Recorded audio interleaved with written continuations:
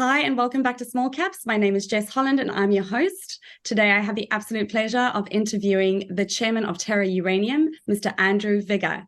The ticker code is T92. Hi, Andrew. Welcome back to the show. That's very kind. Thank you for inviting me. Now, Andrew, since listing last year, T92 has run some extensive geophysics and geochemistry surveys, which look like they're pointing to some very significant targets. In addition to that, you guys have just drilled your maiden diamond drill hole at Parker Lake a few months ago and have just released the assays from that. Can you please tell our Small Caps audience, what have you found and what does it mean? Yeah, we were pretty excited to release those, and to us, it really was exciting news because we're in a structure called the Cable Bay Shear Zone, which is slightly to the west of the major producing mines in the eastern Athabasca. And this was essentially an area that has been neglected for the last 30 years and was known about, had signs of uranium at each end of the Cable Bay. We're a little deeper in it. And we just thought it was a really exciting place to be. The company's only new, so we only formed, formed as a company 2 years ago, listed a year ago tomorrow. Wow. Put a team together, flew some very high-level geophysics using geotech systems, who are the best in the world. Did some terrific science. Proved up that not proved, but showed that the area had good prospectivity. We've got very strong conductors at depth in the basin, which is what we're looking for. Drilled our first hole to test it, showed that there was some uranium around, which is all we were expecting to get at this early stage. And the market hated it.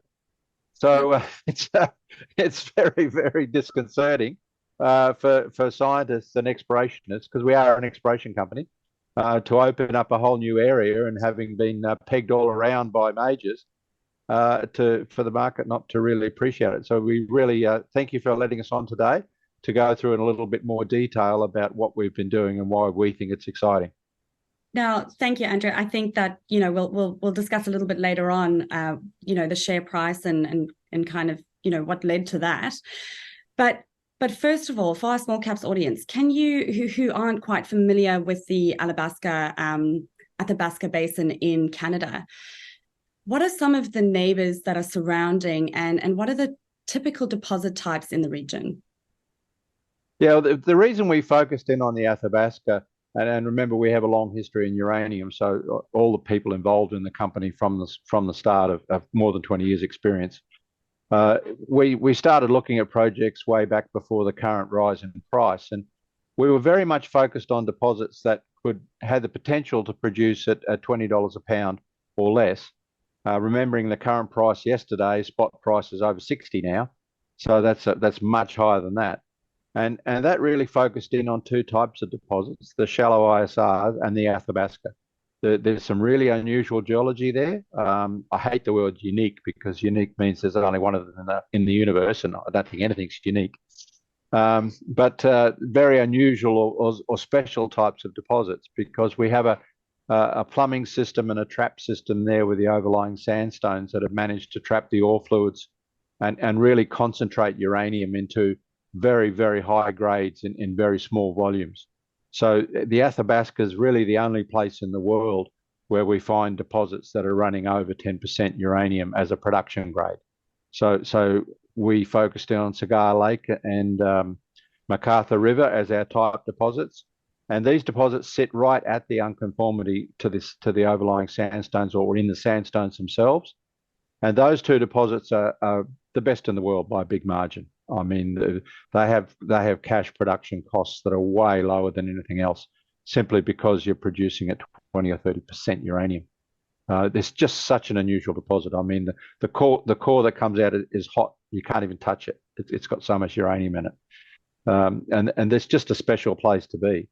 And so we're operating just to the west, and also, having been explorers all our careers, we knew that there's often parallel belts or areas that are very nearby that have the same geology but have been neglected for various reasons.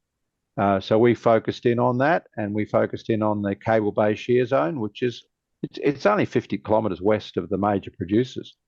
Major structure had been known about for a long time, but as I said, was a little deeper in the basin, which meant it had sandstone cover, so you don't see anything at surface. So we're looking for something undercover.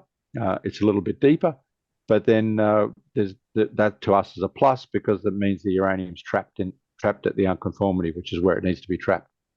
So it had all the right indicators, but we were starting from a very low base. Information base. So these areas hadn't been worked for 30 years. All the geophysics was old. So we brought all the modern science to it. We were planning to do that, as I said earlier, over 2 years. We did it in a year. I guess the other criteria, sort of not really an exploration one, but it leads through to what do you do once you make a discovery.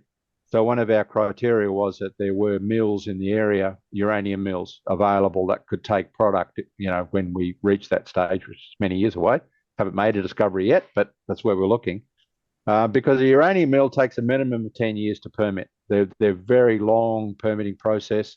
They're very complex, and they need to be handled very carefully. And we know that there are two immediately east of us and another one to the southeast, all of which have surplus capacity. And they're operated by Cameco and Orano, so they're the two big names. Cameco is obviously the big Canadian uranium producer, vertically integrated, and the other who just recently bought Westinghouse in the US, so big player. And the other one is Orano, which is essentially an offshoot of the French, of the French nuclear industry. And as we know, France produces 75% of their power by nuclear and absolutely killing it at the moment because they're selling power to the rest of Europe at a huge profit. And really is underlining the whole French system and power system in Europe. And then a new player in the province, which is Denison, with their Phoenix deposit.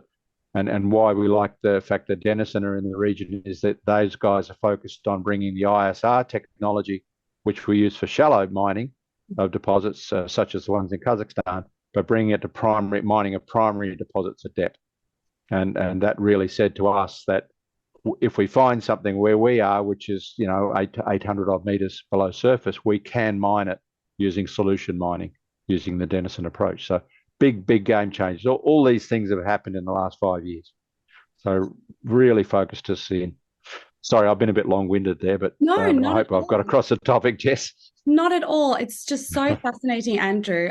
Now that Cameco, is that the same Cameco that is selling their copper mine in the Kalahari copper belt? There's a bit of M&A activity in the copper belt. Maybe they're reinvesting in their uranium. I don't know. Sorry, I'm not across that one, but I am aware that they just have made an absolutely huge acquisition of Westinghouse which brought them the completion of their cycle, because Cameco was formed by a merger of a number of state-owned and private uranium enterprises in Canada. It's not state-owned anymore; it's public, but it is a major producer, and they own the Cigar Lake and MacArthur mines, not all of Cigar Lake, but they own all of MacArthur, or most of it, and two mills in partnership with Orano. And what was really interesting was them buying Westinghouse, who's a builder of power stations. So they're actually a constructor. And they were American. So that brings the Americans and the Canadians close together. And I think we'll talk a bit later on about what's happening in the nuclear industry. But, the US is having a huge shift back to nuclear, whereas the Canadians have always been there, always been a big producer, run their own power, very, very steady and engaged in the nuclear cycle all the way for many, many years, since the very early days. Fantastic. So you've got sort of a very uranium-friendly jurisdiction that you're operating in, and you've got some very interesting, deposits in the region who are obviously sitting, low on the cost curve. And on top of that, you've got some really, really positive assays that have just come out, and you've met all of these key milestones and done so much work over the last year. As you said, you've done 5 years' work in one.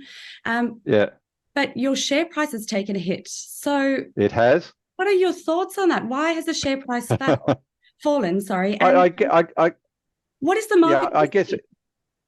Yeah, I guess if I could make a comment is that we're an explorer, and we're opening up a whole new province, just slightly west of the major producers, but in the same area. And to us, success is proving that that new area we're opening up is prospective, because we had uranium at each end of the cable bay, but where it's shallow. We're right in the middle, much closer to the major deposits, but we're undercover. And nobody had drilled at Parker within 30 kilometres of where we are, and we're right on the cable bay. And to us, success was showing structures are there, the alteration minerals such as dravite, and we've got this in our press release. Maybe we should have emphasised it a bit more, but the alteration minerals associated with uranium are there. But more importantly, that there was uranium in the system, because nobody had drilled here before. So for us to see that there was really strong indications of uranium, there's uranium in the system. We didn't know the depth to basement. We thought it was about 800. It ended up being about 950, which is a little more than we expected. We're remodeling that now. But that was very exciting for us. We thought, yes, we've just proven from scratch that this is a great system and we're right in it. To have a discovery, as in a potentially ore-grade intercept in your first drill hole, well, that's luck. And you don't rely on luck. You rely on science and systematically testing things. It would have been nice to have, I must admit, and we'd probably be $5 now. But that was, not unexpected, put it that way. And we did prove that the system is prospective. We've got 25 kilometres of good, strong, very, very strong conductors in the basement and in the overlying sandstones, which is where we're looking. We'll now continue this and we'll package this up. And we're currently very much talking to majors who are willing to come in and work with us on these targets to develop them, because we're a small company. How does a small company test 25 kilometres of 5 targets when you've got to drill 1,000-metre drill holes? We always knew that at the point that we'd proven up the system, we would be going out looking for partners. And we also know this is going to take time. So we do ask our shareholders to be patient, but we're in the right place and we've got the right signs, and we're on the trail. We're like Sherlock Holmes, we're tracking it down. Yep. I think, any investors that invest in any exploration companies, that's what's required is patient capital, for sure. And, just to rebut your thing on your comment on saying, it's luck.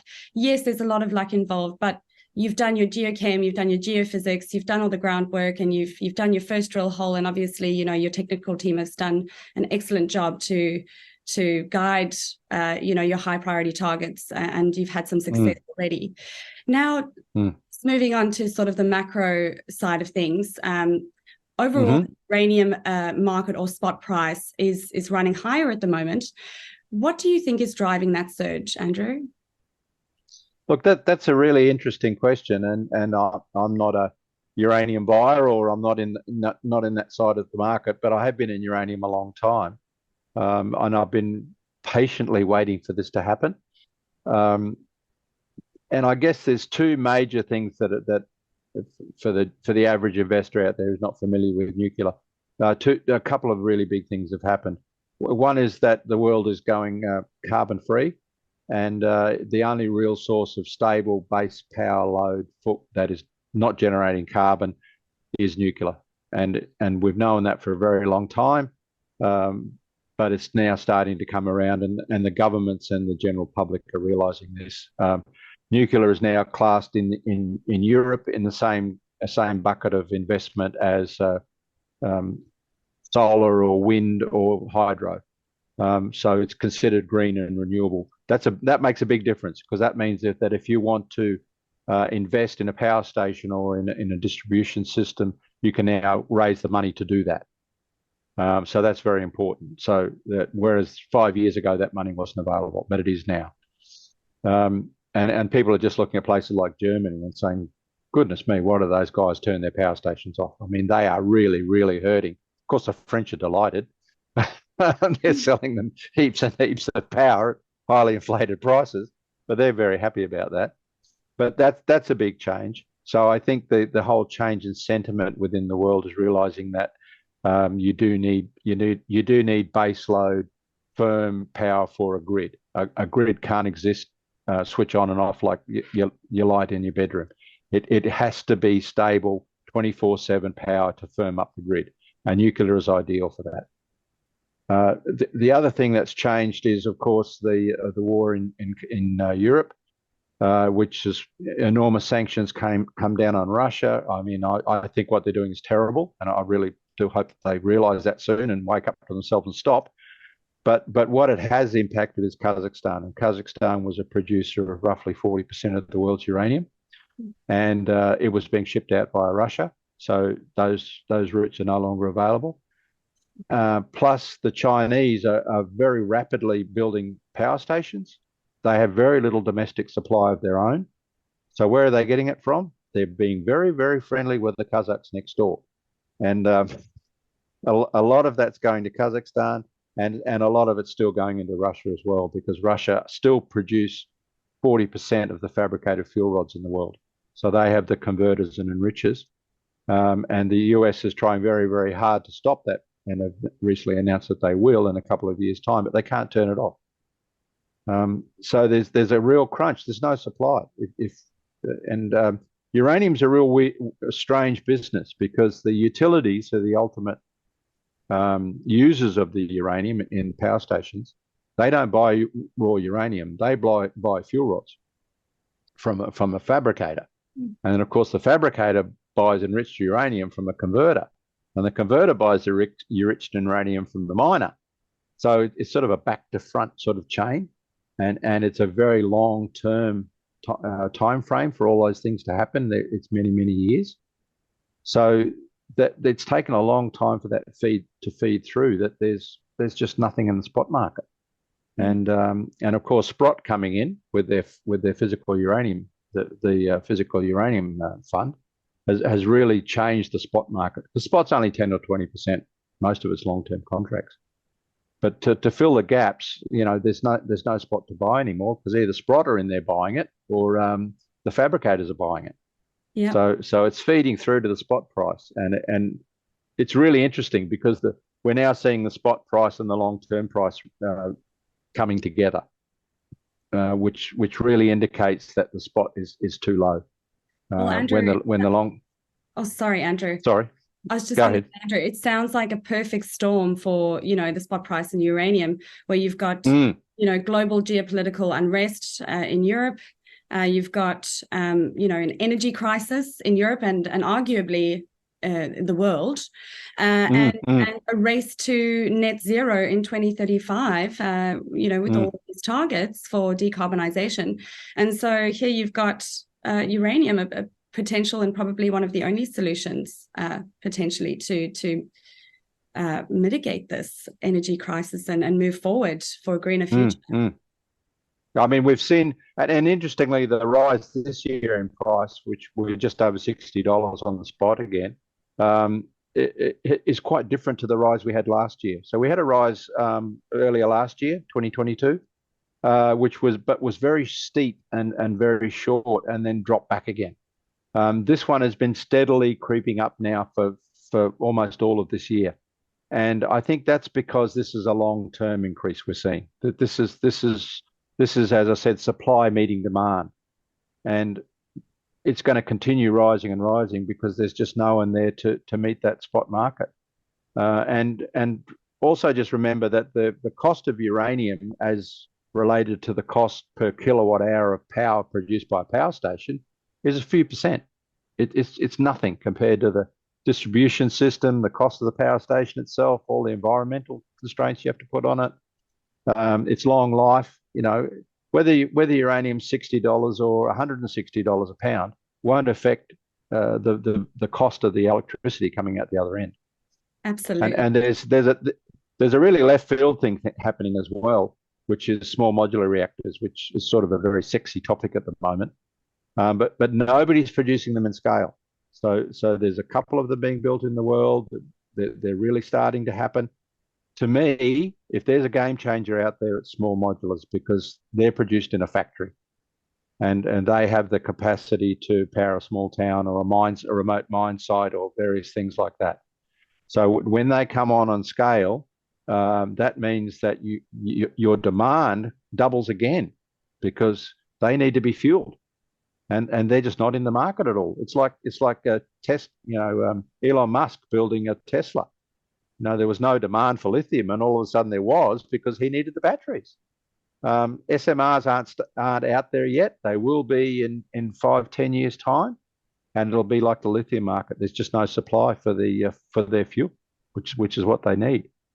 So no, I'm very, very bullish on uranium price, and have been for a long time. I think this is the start of a major rise, and as I said, I can easily see 150 or more than that a pound. Sure. Well, we'll quote you on that, Andrew. Well, we'll talk again in a year. Yes, I look forward to it. But you've briefly touched on this already, Andrew. But could you just briefly, give our small caps audience, your thoughts on what you think the role of nuclear energy will play in the future? Particularly given the world's demands to continue to increase energy demands. Yeah, look, the French, as I said earlier, they're 75-80% of their capacity is nuclear. We could do that if we wanted to, but I don't think the political will is there. And I think things like solar and wind in the right locations with the right infrastructure, they definitely have a role to play, and hydro, obviously.